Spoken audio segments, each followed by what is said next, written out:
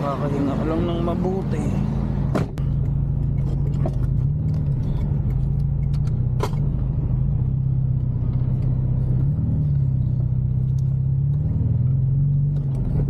So what is up mga tol? Ito ang pinaka first car vlog ko.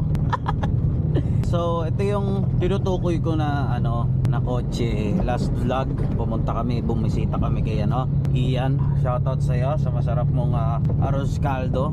Ngayon punta tayo ng Makati para sa aming bloodletting ng Taugama P. Ako project to ng council namin. So support ang West Rembo.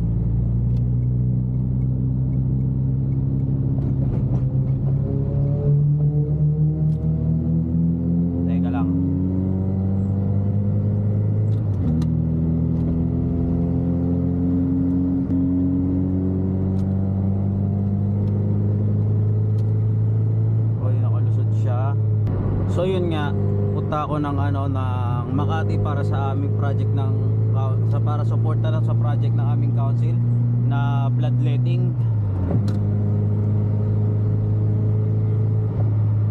Makita na naman natin ang ating mga brad doon. Shoutout nga pala sa ating mga brad at sis, mga tol. Salute sa inyong lahat, sa mga may nanonood man dyan na ating mga brad.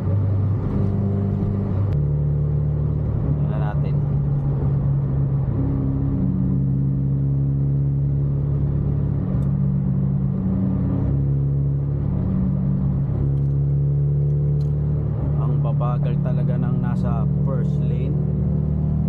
Bakit ganon?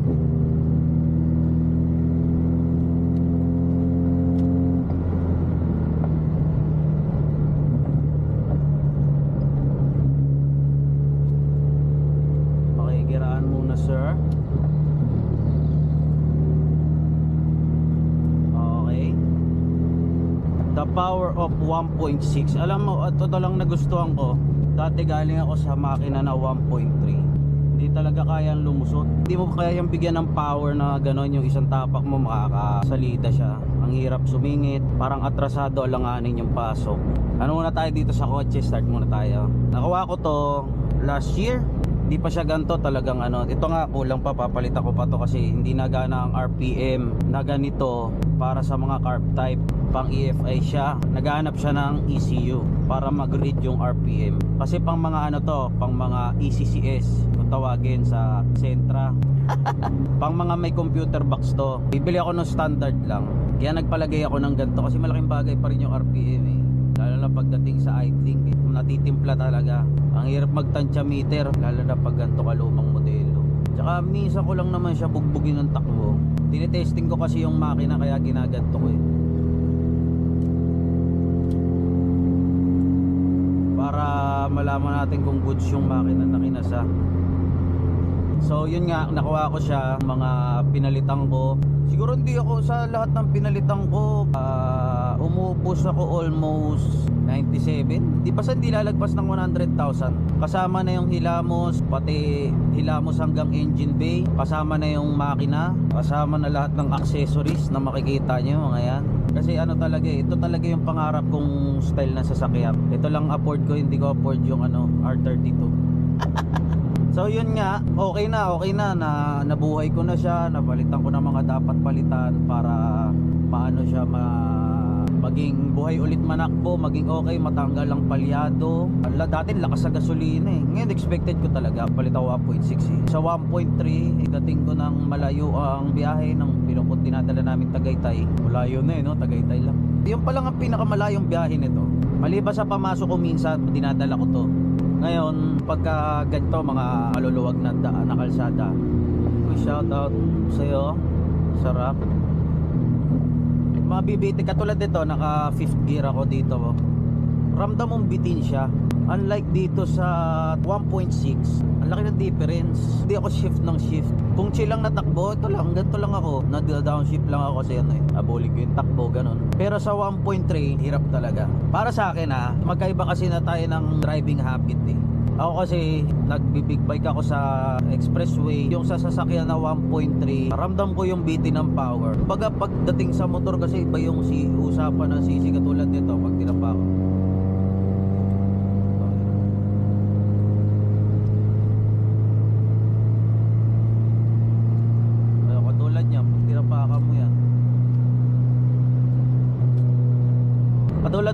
na ganyang takbo, napaka easy niya. Unlike sa 1.3, talagang atungal na. Ano na yung makina, iyak na bago pa makahabol ng takbo. Yan, fifth gear lang, mabalik na ulit siya sa takbo niya.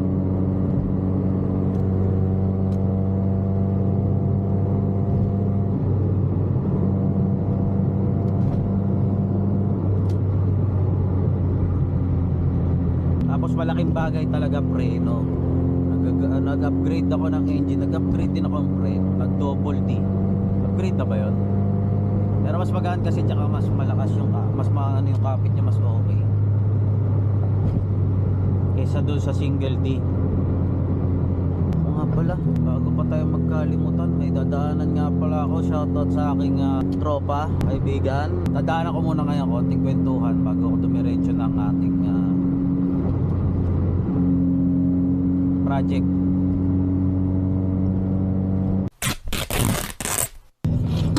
Ba't ako parang sisipunin? Ayop.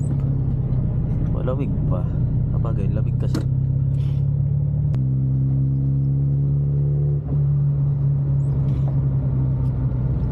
Ay, Diyos ko. Parang ako sisipunin.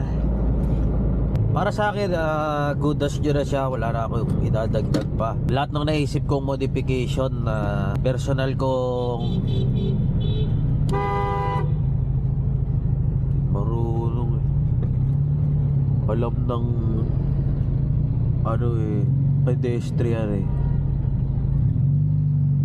Ito naman yung U-turn sa pedestrian.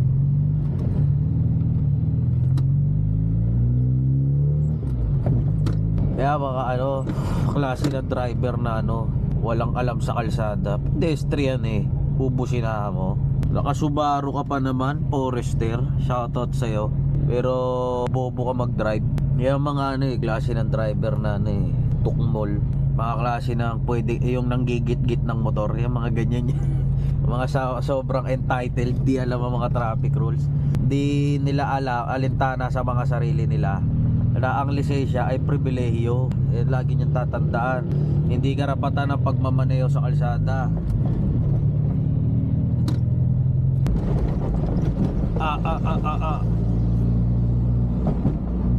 Okay na ako sa forma niya. Lahat ng idea nito, ito hindi gusto ko sana tanggalin, kaso ginagamit yan eh. Tapos no choice tayo dito dahil kailangan nating RPM. At itong sasakyan na to, ginawa tong stock nito ng dash na wala talagang RPM yung panel. Yung forma sa labas, yung design, yung color combination, yan yung mga naging idea ko sa project. Lalo na yung sa fog lamps. Ayoko kasi yung fog lamps masyado siyang old school mga tol. Gusto ko yung medyo modern style, sporty look. So balik na lang ako pagka nandoon na ako. So we're back mga tol. Malapit na tayo doon sa kaibigan natin. Tapos dito tayo sa coffee project. May pasukan ba dyan? O may coffee project doon?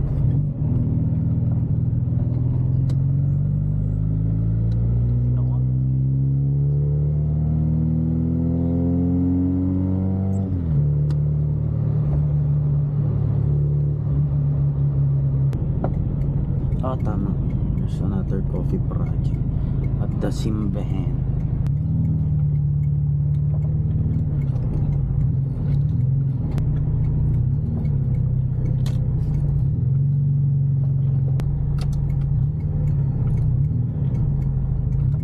Mataas.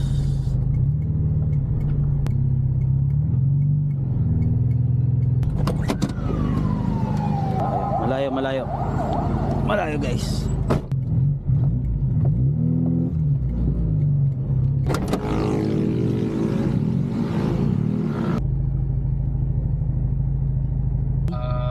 Basta malapit sa Jollibee. Yan. Tera, baba ako.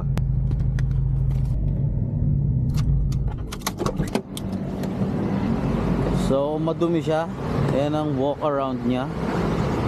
Napakadumi. Mas maganda yung view ng POV. Mas maganda. Ha? Oh. Ano ba? Pogi. Around lang. Hindi naman lumagpas ng 100. Mas ba target mo doon? 930 pa naman. Lumayad ka. Tingnan mo, mapanlait ka ng kapwa. Walang Di- dagdagan ng mga spoiler yan. Hindi, ganyan na yan. Ayan na yan, as is na yan. Chill lang siya. Nilagyan ko lang ng splitter para maiba yung style niya. Para may sarili akong concept na dating. Pero yung sa pag-lamp na yan, Pang motor, LED light. okay. Tapos tinap ko siya sa park light. Binaba ko, nakayuko siya. Para ano, kasi pag mataas, bulag talaga yung makakakita. Yung sa garahe mo yan sa bahay, sa loob, Oh, ganito, mga gabuhok ang ano, ang spasyo niya pagka aakyat ng garahe. Kaya nga tiningnan ko yan kasi parang ganyan kataas yung gutter ko eh. Pag-aakyat ako noon, piso na lang yata eh. Huwag lang siya mabigla na pag gumanon yung ano. sa ganyan, yung pag-sampa mo dyan, okay naman. Oo, kinuha ko sa atras eh. Dating nyo, Manila. Sa Santa Cruz ba yun? Makati. Santa Cruz. Non-coffee. Ay, dark chocolate, yes. Ano po ako, isang dark chocolate project. Grabe oh. Sipin mo, ganito ka ka-ano, ka-addict sa kape. Ito na yung lalagyan mo mismo ng mainit na tubig. Gaano ka katapang? Gaano ka katapang? Hindi, dyan mo na panunuotin yun. Pe-press mo na lang. Para sa akin, isang green apple. Green apple cucumber. Project ka rin, sir.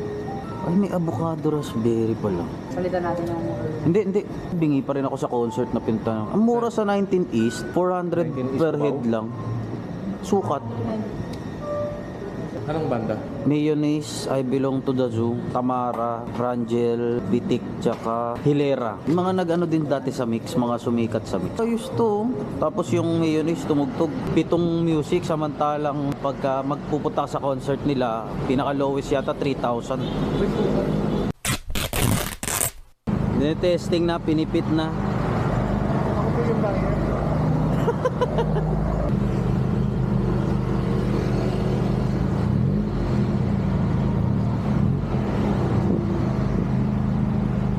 Nakaslip-on ka? Slip-on? Hindi, full system. Tapos HKS Racing.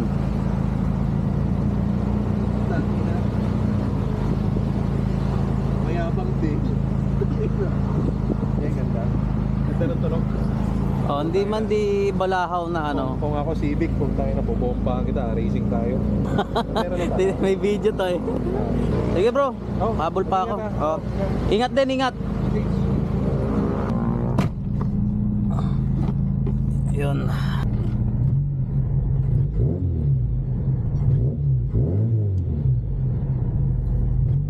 Okay. Diretso na tayo ngayon dun sa project namin.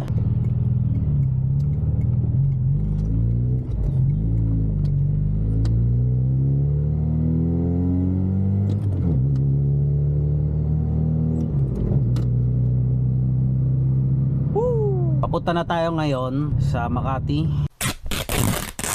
Okay, ito na yung venue. Project ng council ang bloodletting. Ang tanong, saan ako papark?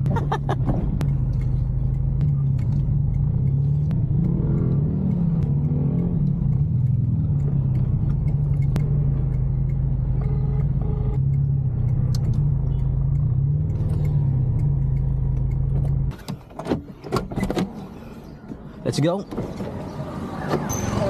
Wala akong makita, punong-puno. Buti nga mali si tricycle.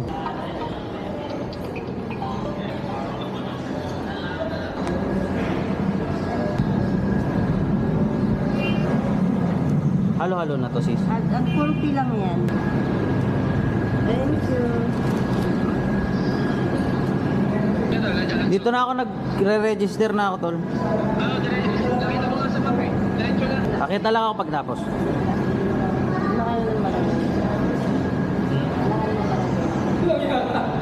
Ano kayo ng malaki? Ano ba yung last nating date? Yung last na donation nung pwedeng 23 na lang, 2020. Oh, Yan, shoutout Katie Vlog. alright. Good morning po mga ka-KT Vlog. So, nandito po si Reaper Motoventure. So, shoutout po sa mga followers niya. Alright. Please, thank you. So ito, kita tayo mga ka-atol. Yes. Makikita natin ang project ng council na sinusuporta ng ating mahal na GT, ang Katie Vlog. So, nandito na si Reaper Moto Venture. Hindi, okay lang. Oo nga pala, please follow, please like, follow and share ang kanyang ano. Kailangan mo rin naka-on ba yan? Naka-on yan. Oo, nako. Shoutout nga pala from Extremo. Extremo. At shoutout yung house nila.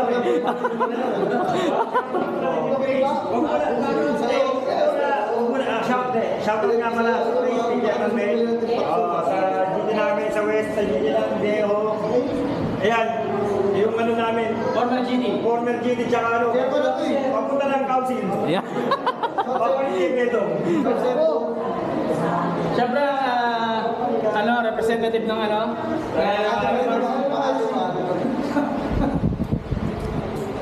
Saan tayo? Vice Chairman, Joey. Right.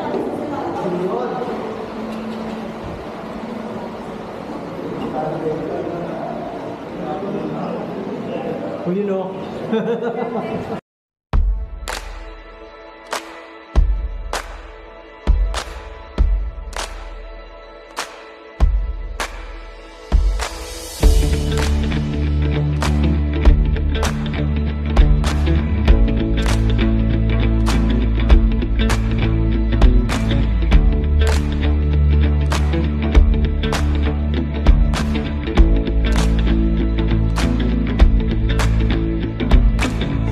Ganun gawin mo, tol.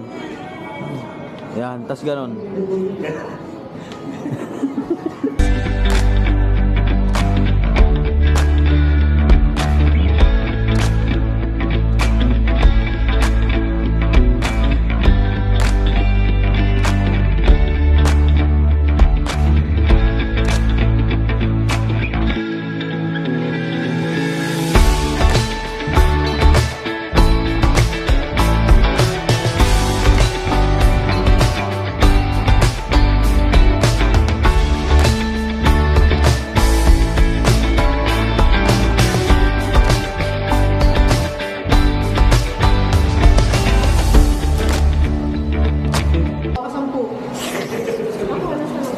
Ang laki naman.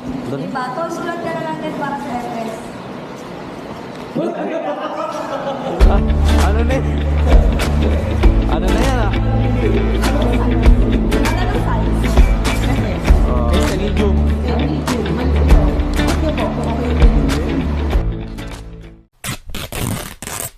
Yung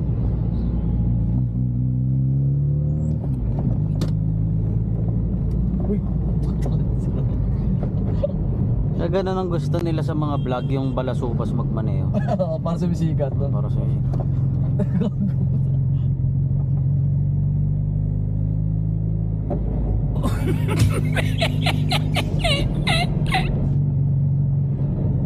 Baba ako.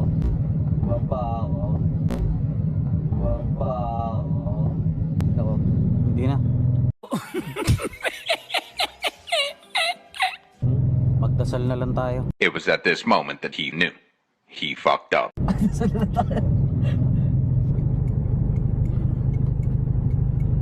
Yan. Na.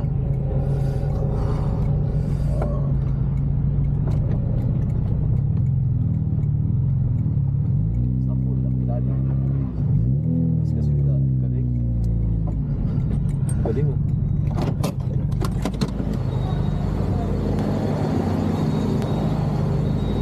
Ayun lang, minor lang, parang bata. Minor ako, no? May dito subs ng mama, no? Punk, laglag yung ano. Ano yung mababa? Yan dito mama. Ayan, so lusot na yan. Yeah. Yun, oh.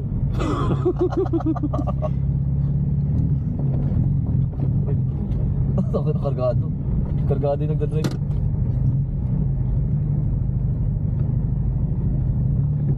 Ganun ka mga tambay ngayon ah. Walang rasyon ah. Don Otis. Pasuyo nito, tol. Mga pang-donate na damit.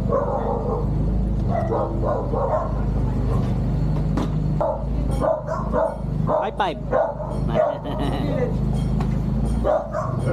Saan? Ito?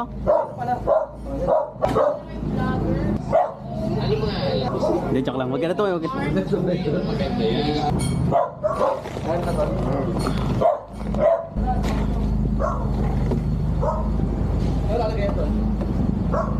Parang bata lang to. Puka muna, nak. Diretso ka na yan. Ah.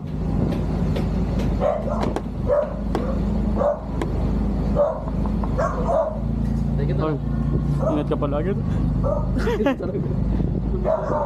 Sabi nila kay GT. Okay. So nakuha ko na yung sako na bigay sa napanalunan ko sa raffle namin. At successful project again na sinuportahan ng West Rembo, ang aming council ng Makati. Shoutout MGTC at sa ibang chapter ng Makati na naki-support sa bloodletting project ng Tao Gamma P. Shoutout sa inyong lahat. Siyempre shoutout kay Katie Vlog again sa aking pinakamamahal na GT ng West Rembo chapter. Ngayon pauwi na ako mga tol. At yun lang, napakita ko yung itsura ng sasakyan. Sa muli, thank you sa mga nanood hanggang dito. Shoutout sa inyong lahat. Salamat sa patuloy na pagsuporta. Laging mag-iingat sa mga biyahe. At laging panatalihan ang lamig ng ulo, lalo na pag nagmamaneho. Ride safe always mga tol. Peace.